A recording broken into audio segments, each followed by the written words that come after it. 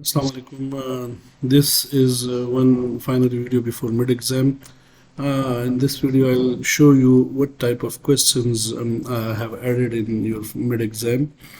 So for that, if the first thing I'll mention is that you have to go through all the course, whatever we have done in the class, the complete details, like we have completed 3 chapters. This one, chapter 1 was about sampling and sampling distribution of mean and proportion, and then the second one was about normal distribution, and the third one was confidence interval estimate. So if you have go through whatever I've told you in the class, if you understood all those things, so there is no need to look for these things, because see, the same thing I have added, I have made MCQs from that and then given it to you to for the mid exam. But although if you have covered that part and you still feel that you can just add something more for the preparation, so for that you can just go through Google and just give any statistics MCQs. So here I have mentioned Sham series for statistics MCQs.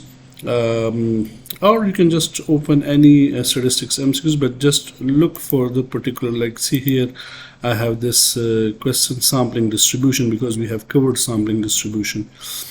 So in that such type of questions will be there, like suppose the first question, the set of probability and statistics multiple choice question about sampling distribution, like the first question, what does central limit state? So I have mentioned that in chapter number 3, that central limit states that if you have an unknown population variance and your sample size is large, that still you can use Z statistics, okay, just converting sigma by X by capital S.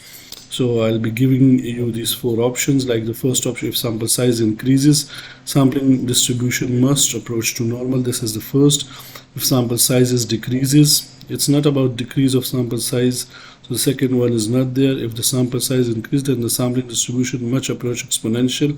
Now see, so the first option is correct, that if sample size increases, the sampling distribution must approach to normal distribution. So that is what we have discussed also in the class. You can keep the Z statistic, you can just change sigma by S. Now what is standard error? I have also mentioned that is standard deviation is non-negative. Okay, so therefore standard error will definitely be non-negative, because you know that standard error is the standard deviation divided by under root sample size. So the first one is true. What is sampling error? When the sampling error increases, we increase the sample size. Now when sample error increases, okay, it means that we have decreased the sample size, because if you increase the sample size, the sampling error will be decreases, so it is false. Now the difference between sample value, okay, and estimate value of population parameter is called, this is what we called what? Error. Sorry, we call it bias. Bias means the sample statistics like x bar minus mu, okay, that is what we call bias. In which of the following type of sampling information is carried out under the opinion of expert? Okay, so we have discussed that in the first chapter: quota sampling, convenience sampling, purposive sampling, and judgmental sampling. So see, judgmental sampling is based on what is carried out under the opinion of expert, because the interviewer has to decide which sample is correct. Check question number 6, which of the following is a subset of population? So sample is a subset of population, because sample is a small part from the population. So such type of questions I'll be adding in the mid-exam from this chapter. Now this is the second chapter. This is the same chapter, sampling distribution of sample mean. But see, this means if the mean of population is 29, so it means mu is 29. So what should be the mean of sampling distribution? So you know that the mean of sampling distribution means mu x bar. So when mu is 29, so mu x bar will definitely be 29. We have proved that.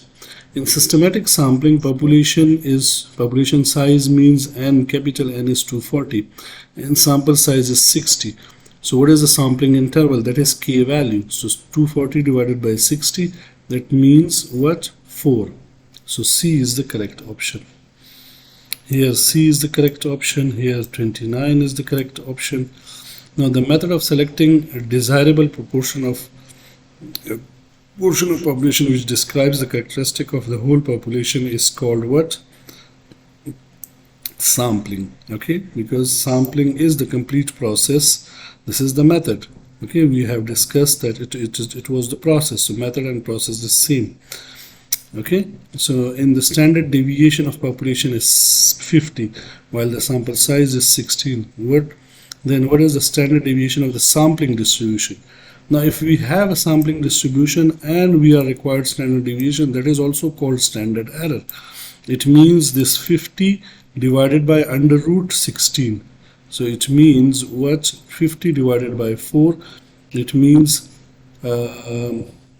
what? 12.25. B is the correct option. Now in the sampling distribution, what does the parameter k means? Parameter k means the sampling interval, like capital N divided by small n. In the distribution of sample proportion changes, then the mean of sampling distribution must be equal to the standard deviation of the population, variance of population, sample of population, and mean of population. If the distribution of sample and population changes, then the mean of sampling distribution must be equal to the standard deviation of population. Okay, so such type of question, the cluster sampling and stratified sampling or systematic sampling are all types of what? No, random sampling, sorry, direct, they call it direct, but this is probability sampling. Okay, so I have added such type of questions. So that's why I'm telling you that if you have covered the whole part, means like the whole course, so that it will be a lot more easier for you. Now this is another question. This is about probability, so I'm not adding it. So check this one. This is from chapter 2. Like from chapter 2 was about normal distribution. So normal distribution is applied for continuous random distribution, discrete, irregular, uncertain. So it is used for continuous random distribution. The shape of the normal curve is always bell shape. Okay. Similarly, the normal distribution is symmetric about its mean. Like from mean, half mean is 0, so half part is on left side and half is on right side. For the standard normal variate, the value of mean is always 0. I told you that standard normal has always 0 mean and 1 variance. The area under the standard normal curve is exactly equal to 1. Okay, the standard normal curve is symmetric about its value of 0. Okay, it's symmetric. Symmetric means that both part are equidistant from the center. The standard normal variate, the value of standard deviation will always be 1 because the variance is 1. So square root of variance is always 1. Like skewness of normal distribution is always 0. Okay, the normal distribution, its mean, median, and mode are equal. Yes, it's true. It lies in the center. In the normal, the highest value ordinate occurs always to the what? Mean, because see, normally it is mod, but here in normal distribution, mean, median, and mode all are at the same point. The shape of normal distribution depend upon the what? Standard mean deviation, standard deviation. It is always based on standard deviation.